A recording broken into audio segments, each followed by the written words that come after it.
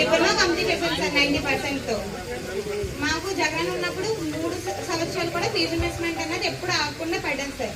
లాస్ట్కి వచ్చినప్పటికీ election code అని చెప్పి ఎప్పుడో ఇవ్వాల్సిన కోడ్ మార్చి ఇవ్వడం వల్ల సార్ మాకు 3 సెమిస్టర్ ఫీజెస్ అనేది ఆగిపోయినాయి సార్. అది ఆగిపోవడం మేము వచ్చాక వేస్తామని చెప్పి ఇప్పుడు వచ్చే సంవత్సరమైన ఆ ఫీజెస్ అయిపోవడం వల్ల సార్ నేను 1 year అయితే ఎడ్యుకేషన్ లాస్ అయ్యాను సార్. ఇప్పుడు వచ్చినాయి ఇప్పుడు నేను మళ్ళీ 1 year లాస్ అయ్యి ఇప్పుడు మళ్ళీ నేను బీటెక్ రాసి చదువుతున్నాను సార్. ఇది అమ్మా ఇప్పుడు కూడా ఇవ్వట్లేదు సార్. ఫీజు రియంబర్స్మెంట్ అనేది పేదవాడికి విద్య హక్కని, ఆ విద్యని ప్రభుత్వమే అందించాలని ఆలోచించినటువంటి రాజశేఖర రెడ్డి గారు ఈ పాపే ఒక ఉదాహరణ. చదివింది, ఒక సెమిస్టర్ రాలేదు, మళ్ళీ ఒక సంవత్సరం కోల్పోయింది, మళ్ళీ ఇప్పుడు చదువుతుంది.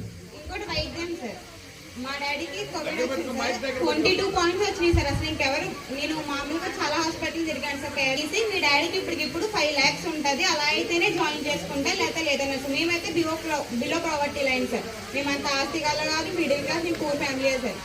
ఇప్పుడు 5 లక్షలు అంటే ఎలా తీసుకొస్తాం సార్? ఆ టైంలో మేము ఆరోగ్యశ్రీకి ఫోన్ చేశాం సార్. అప్పుడు పెట్టారు కదా సార్, అప్పుడు ఆరోగ్య సేవ పెడితే సురక్షకి వాళ్ళే వచ్చి అంబులెన్స్ తీసుకెళ్లి బొమ్మూరు క్వారంటైన్కి ఇచ్చారు సార్ మా డాడీకి. బొమ్మూరు క్వారంటైన్ ఎంత బాగా చూసారంటే సార్, ఆ రోజు బతికారు అంటే ఈ రోజు జగన్ ఇప్పుడు అవాళ ఈ బొమ్మూరు క్వారంటైన్కి నేను 2 సార్లు వచ్చాను మంత్రిగా. ఎలా భోజనాలు పెడతారు, నేను కూడా అక్కడే భోజనం చేశాను, నేను జక్కంపూడి రాజాను. ఎంచేతంటే పాప చెప్తుంది 5 లక్షలు వైద్యం 5 రూపాయలు లేకుండా ఆరోగ్యశ్రీ వాళ్ళు తీసుకెళ్ళి, ఆరోగ్యశ్రీని ఆ రోజు కరోనాను కూడా ఆరోగ్యశ్రీలో పెట్టాడు జగన్మోహన్ రెడ్డి గారు. అంటే అది కదా బాధ్యత. నేనేమన్నాను, అధికారం బాధ్యత కావాలి, అధికారం భరోసా కావాలి, అధికారం జవాబుదారీ కావాలి. అటువంటి అధికారం వాళ్ళ కోసం ఆలోచించి ఇలా చేసేస్తే రేపు పొద్దున్న పాడైపోతుంది సమాజం అంటానికి ఈ కార్యక్రమం. ఇంకోటి కనుక స్కూల్ సార్, నాడు నేడు సార్. నేను 6th క్లాస్ ఉన్నప్పటి నుంచి గవర్నమెంట్ స్కూలే సార్. 6th 7th ఉన్నప్పటికీ చంద్రబాబు నాయుడు హయాంలో చదివాం సార్. మాకు ఇలా ఏం ఉండేది కాదు సార్, బెంచెస్ కానీ ఏం కాదు సార్. మామూలుగా మమ్మల్ని బరకలు తెచ్చుకునేవాళ్ళు. ఇక్కడ సానందగర్ స్కూల్లో సార్, అక్కడ కింద కూర్చొని ఒకే టెక్స్ట్ బుక్ సార్, ఇలా చూపించి టెక్స్ట్ బుక్ అమ్మ ఇందులో అని చెప్పేవాళ్ళు సార్. అలాంటిది after 8th sir, 8th class వచ్చేటప్పటికి జగనన్న వచ్చారు సార్. జగనన్న వచ్చిన తర్వాత ఒక బెంచెస్ కానీ ఒక వాటర్ కానీ అన్ని ఇప్పుడు ఎలా ఉన్నాయంటే చూడలేదు. అటువంటి చేశారు సార్. కార్పొరేట్ స్కూల్కి ధీటుగా జగనన్న చేశారు సార్.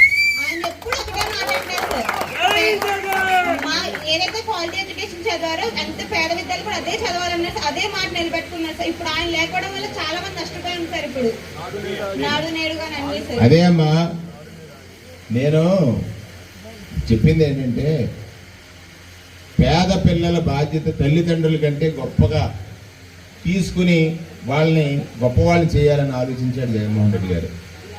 అంటే పేదల మీద కసితో ఇప్పుడు ఆ విద్యా వ్యవస్థని నాశనం చేసి, చెప్పాను కదా, పూర్వం ఏదో మంత్రాలు వచ్చేవి కాదు, ఇప్పుడు వైద్యం కూడా మనకు రావడానికి లేదు అనేటట్టుగా ఆ భావజాలంతో పనిచేసేటువంటి ఈ ప్రభుత్వానికి మనం ఒకసారి ఒక సందేశం ఇవ్వాలనే కదా ఇదంతా చెప్తున్నాం. దానికోసం గొప్పది మళ్ళీ వేరే రికార్డ్ చేసి పంపించాం.